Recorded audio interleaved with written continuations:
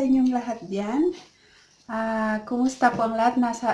Hope nasa mabuting kalagayan tayong lahat. Ayan, so, andito na naman ako at nagpapasalamat sa inyo mga YouTube friends ko at saka yung mga sumusupport at nag-view ng aking mga video. Thank you very much po. Ayan, so, shout out sa mga OFW, sa mga YouTubers friends ko dyan. Ayan, so, in today's video, gagawa tayo ng isang pabilisan lang to kasi may pupuntahan ako.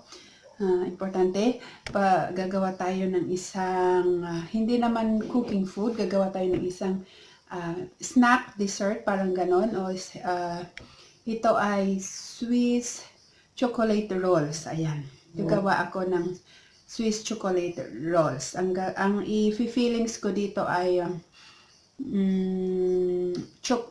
parang Nutella siya, chocolate. Ayan, so hope samahan nyo ako at sana may matutunan kayo ulit kahit simple-simple lang. Ayan, so let's do it. Coming up! So first, we will separate the egg yolk and the white. We use only 2 eggs. That's it.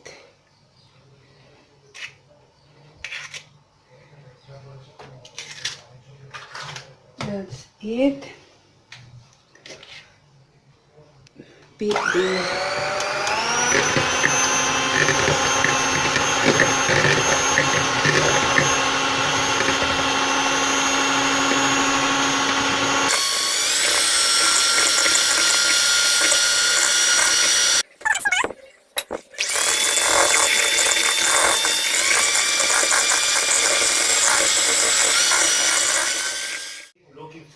looking for national. And now our egg yolk, we beat our egg yolk.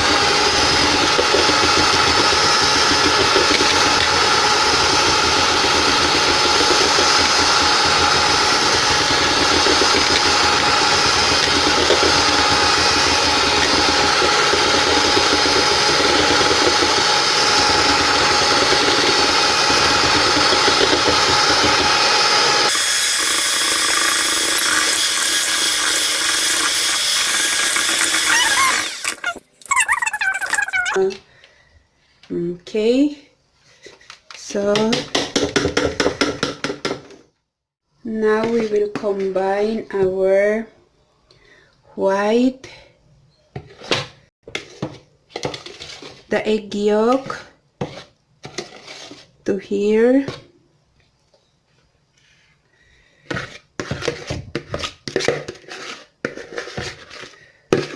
that's it.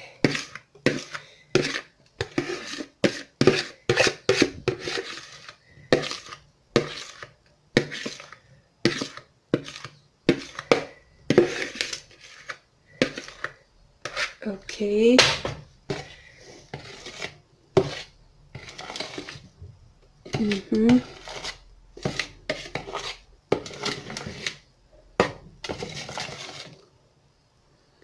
Okay. We will set aside this one.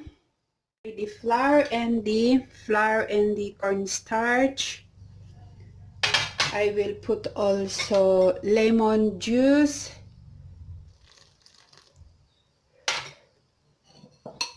I put sugar.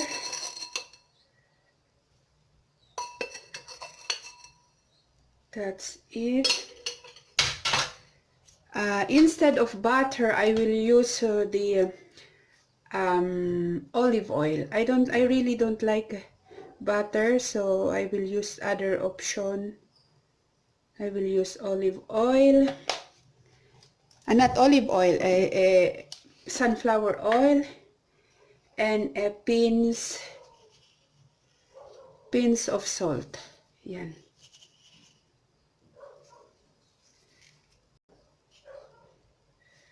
Okay.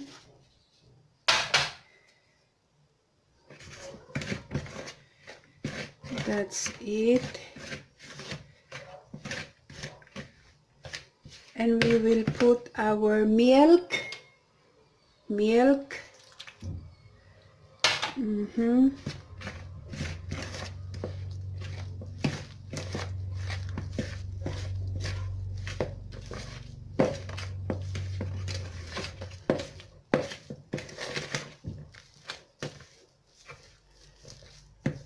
That's it.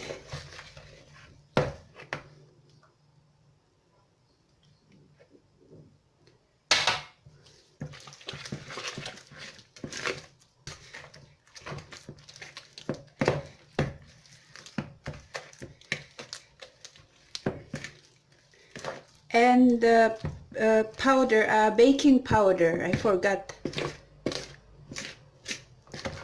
We put also our baking powder. I forgot the baking powder. Okay.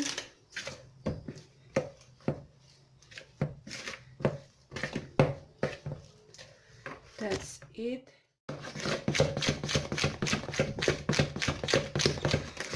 Okay, so this is it. And now we will combine our meringue.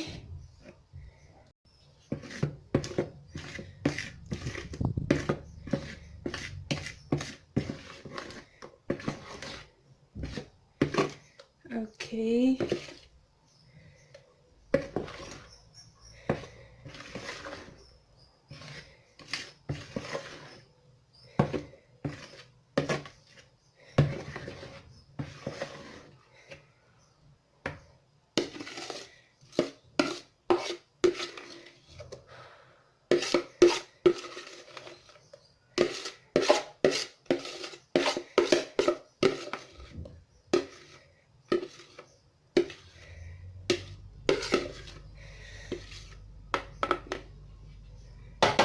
That's it.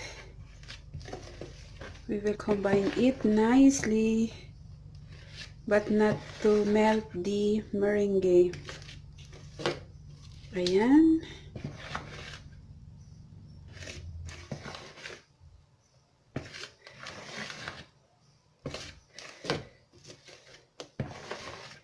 So, ayan na siya. Ito ang ating tray oven. Lagyan natin ng oil para hindi siya dumikit.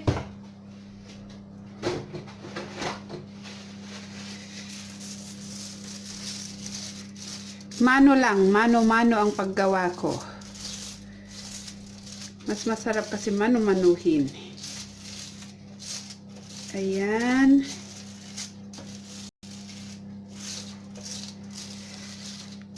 Para hindi siya didikit mamaya.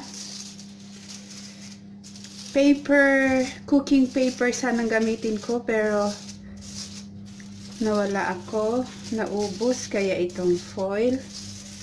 So, ayan. And now we will pour our ito.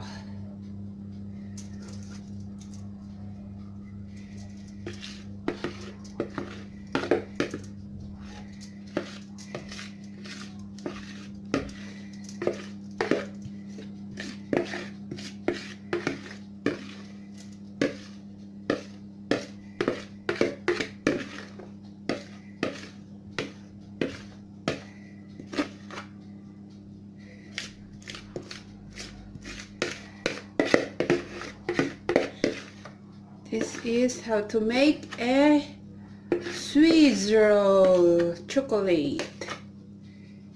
Ayan.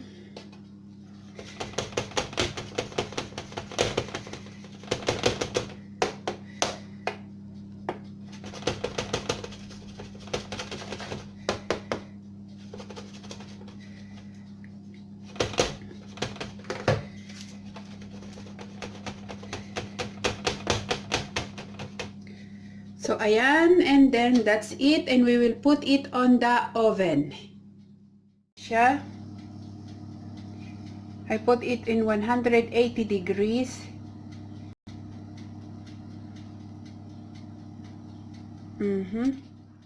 Ano siya, medyo na-burn ng konti doon sa gilid. Kasi nakalimutan ko ito. So, yan. I-transfer natin dito.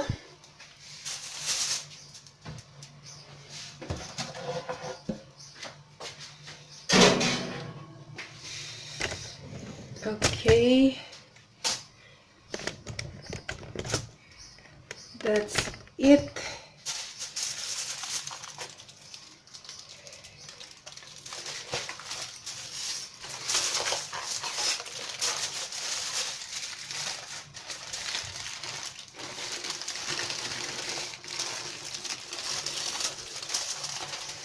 So, ayan na siya. This is it.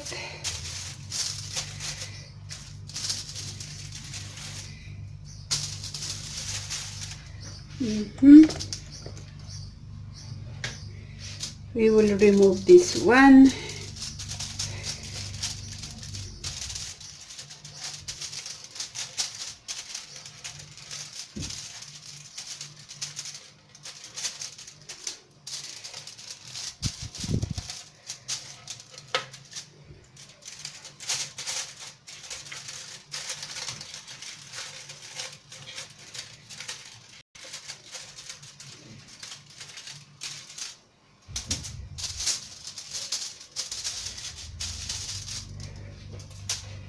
The both sides.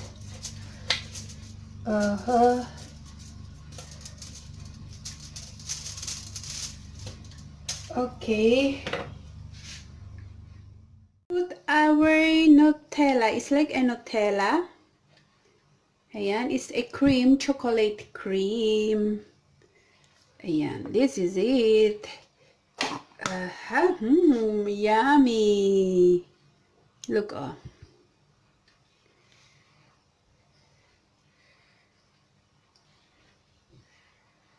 Okay. Not so much because it is so... Yan.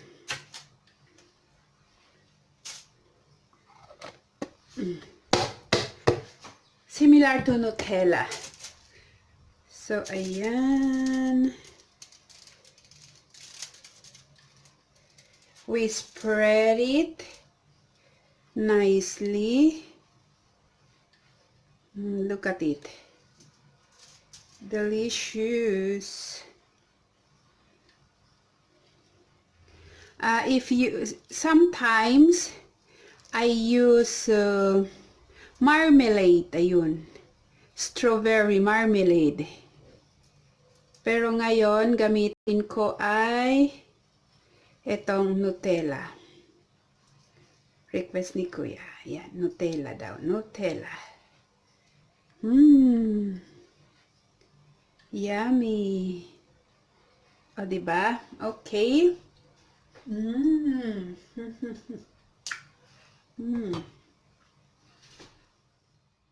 Natin siya. We will roll it. Roll over the roll.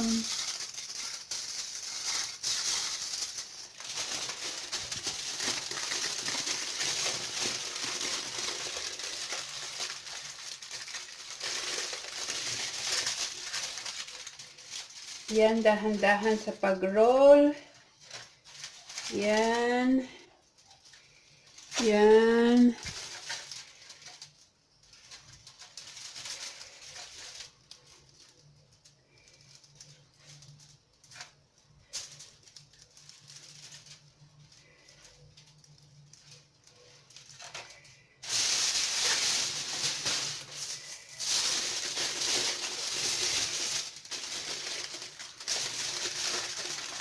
Okay. Okay.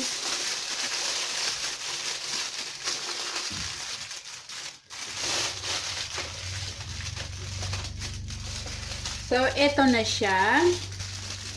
Ito na. And we will put it in the refrigerator for 1 hour. Yung mga iba hindi nila inilalagay pero ako ilagay ko para maganda siya, masarap siya, masarap. Ayan. So we will put in the refrigerator 1 hour and let's see what is the outcome later on. Ayan. Ito na siya. We will tingnan natin kung anong kinalabasan after 1 hour paglagay sa ating. So ito na siya. That's it. Okay. Okay.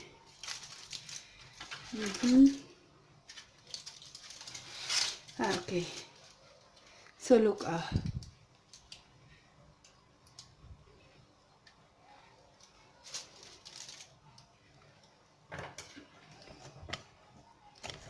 now we will cut.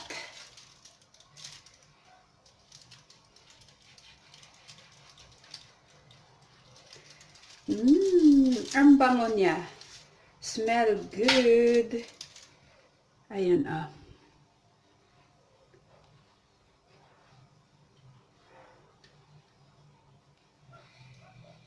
That's it.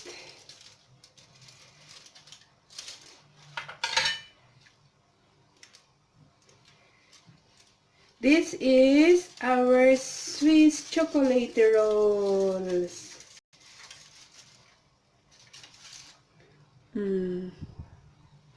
Yummy. Yummy, yummy, yummy, yummy. Okay, that's it. So this is our Swiss roll chocolate.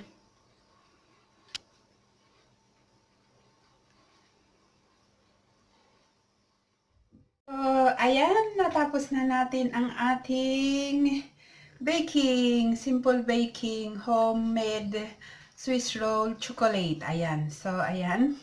So, yung hindi pa nakapag-subscribe,